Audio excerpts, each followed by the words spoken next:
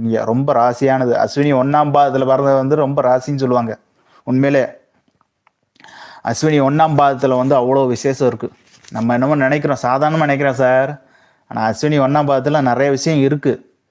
அதனால தான் ஏன்னா வந்து அது டிகிரி வைஸில் பார்க்கும்போது வர்க்க சக்கரத்தில் பிரிக்கும்போது வந்து என்னென்னா அந்த சந்திரன் வந்து அதே இடத்துல தான் இருக்கும், வேறு எங்கேயும் இருக்காது. நிறைய வர்க்க சக்கரத்தில் வந்து அதே இடத்துல தான் இருக்கும்.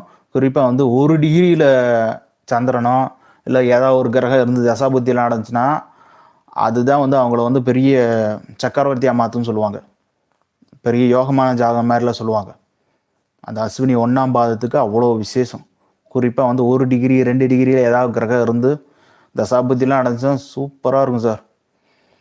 இந்த முன்னாடி சொல்லியிருப்பேன், கவர்மெண்ட் அமைக்கிற இதெல்லாம் வந்து அவங்க தான் நினைப்பாங்க.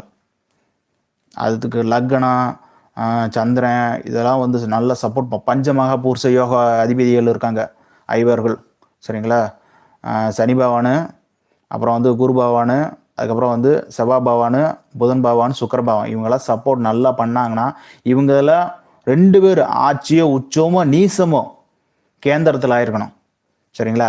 லக்னம் கேந்திரம் இல்லைன்னா சந்திரன் கேந்திரம் இப்படி ஆயிருந்தானே வைங்களேன். இது ஆகி நான் சொன்ன மாதிரி அந்த அஸ்வினி 1 டிகிரி 2 டிகிரியில் இருந்துச்சுன்னு வைங்களேன், அவங்களாம் வந்து முக்கியமான பொசிஷனில் வந்து இவங்க முடிவு பண்ணி தான் அந்த இதே அமைக்கிற மாதிரி இருக்கும். லோக்கல் எம்எல்ஏ இவங்க தான் முடிவு பண்ணுவாங்க, லோக்கல் எம்பிஏ இவங்க தான் முடிவு பண்ணுவாங்க. அந்த மாதிரி ஒரு அமைப்பு சார்.